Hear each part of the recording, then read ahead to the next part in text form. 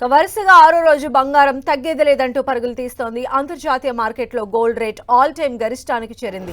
ప్రస్తుతం global markets లో ounce gold $2,800లకు చేరువైంది.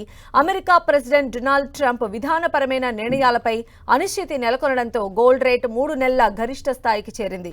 గత ఏడాది అక్టోబర్ 31న ఔన్స్ గోల్డ్ ఆల్ టైమ్ గరిష్ట స్థాయి $2,790గా నమోదైంది.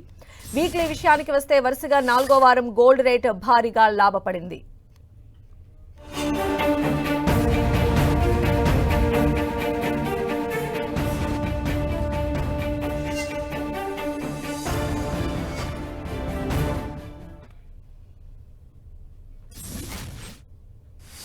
ఇవాళ బంగారం ధరల పెరుగుదలకు సంబంధించి ముంబై నుంచి wealth mills securities analyst Kranti Batin గారు లైవ్ లో మనకు సిద్ధంగా ఉన్నారు. క్రాంతి గారు నమస్తే అండి. నమస్తే అండి. సో న్యూ ఇయర్ లో గోల్డ్ రేట్స్ పైకి వెళ్ళిపోతూ ఉన్నాయి. ఈ రోజు కూడా మనం చూసాం, ఆల్మోస్ట్ 6 డేస్ నుంచి కూడా ఈ ర్యాలీ కొనసాగుతోంది. ఇవాళ కూడా బంగారం ధరలు పెరిగాయి. దీనికి రీజన్ ఏంటంటే ఏం చెప్తారండి?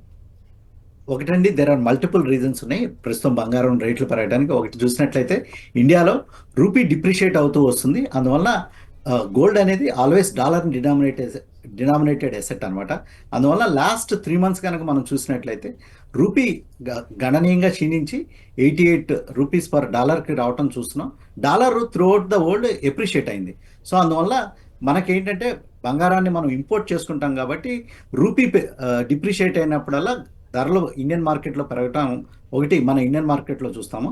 అదే ఇంటర్నేషనల్ మార్కెట్లో కనుక చూసినట్లయితే గోల్డ్ రేట్లు ప్రస్తుతం 3 months హైలోకి వెళ్ళటం మనం చూస్తున్నాం. దానికి ప్రధాన కారణాలు కనుక చూసినట్లయితే యుఎస్లో వడ్డీ రేట్లను తగ్గించాలని ప్రెసిడెంట్ ట్రంప్ కూడా గత కొంతకాలంగా ఇండికేషన్స్ ఇస్తున్నారు. నిన్న కూడా ఆయన చాలా స్ట్రాంగ్గా వడ్డీ రేట్లు తగ్గించాలి అనే ఉద్దేశాన్ని ఆయన వ్యక్తపరచడంతో ప్రస్తుతం క్రాంతి గారు అయితే లాస్ట్ మంత్ లోనే మీరు చెప్పారు, ఈ ఏడాది ప్రారంభం నుంచి గోల్డ్ లో ర్యాలీ మొదలవుతుంది, ఈ ర్యాలీకి బ్రేక్ పడే అవకాశం అంటే ఎంతవరకు ఉండొచ్చు అంటే ఇప్పుడు ఏం చెప్తారు? సేమ్ ఇదే కంటిన్యూ అయ్యే ఛాన్సెస్ ఎంతవరకు ఉంటాయి అంటే మనం చూసినట్లయితే లాస్ట్ 6 monthsలో గోల్డ్ రేట్లు బాగా పెరిగి మళ్ళీ కొంచెం కన్సాలిడేట్ అవుతూ ఉంటాయి.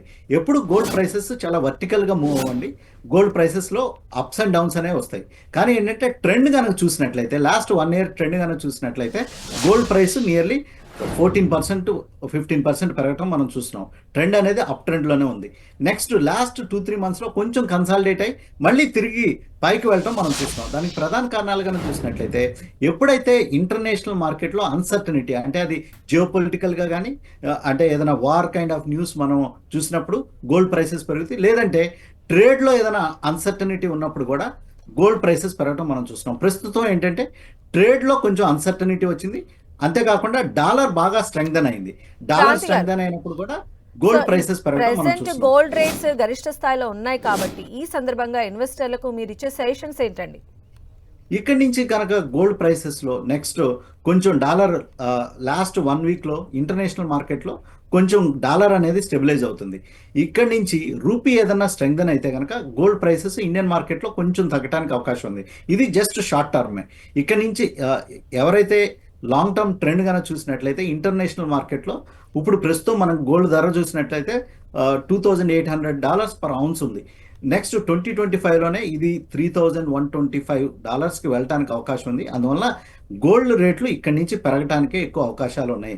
మరీ అంత తగ్గడానికి అయితే కష్టము. అందువల్ల లాంగ్ టర్మ్ లో ఎవరైనా గోల్డ్ ఇన్వెస్ట్ చేయాలి అనుకుంటే కనుక డెఫినెట్ గా గోల్డ్ లో ఎటువంటి డిప్ ఇంటర్నేషనల్ కారణాల దృష్ట్యా ఖరీదు చేయాలండి.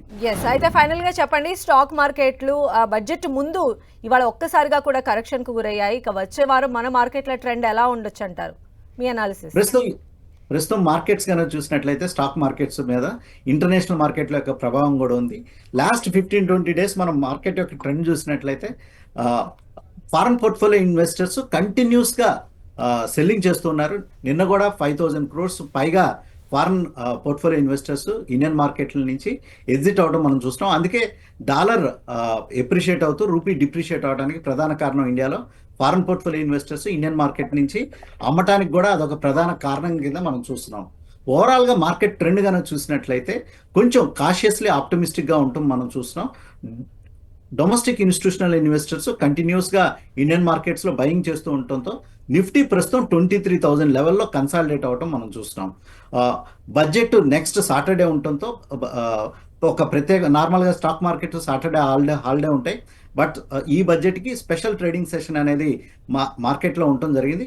సో బడ్జెట్కు ముందు కొంచెం ఇన్వెస్టర్స్, కొంచెం ట్రేడర్స్ అప్రమత్తంగా క్యాష్ మీద ఉండటంతో మార్కెట్స్లో కొంచెం ఫారెన్ పోర్ట్ఫోలియో ఇన్వెస్టర్స్ సెల్ చేస్తూ ఉండటంతో మార్కెట్స్ ఒక నెగిటివ్ ట్రెండ్లోనే ఉండటం Okay. మనం ప్రస్తుతం చూస్తున్నాం. Right, thank you so much అండి క్రాంతి గారు, మీ అనాలిసిస్ Thank you. అందించినందుకు.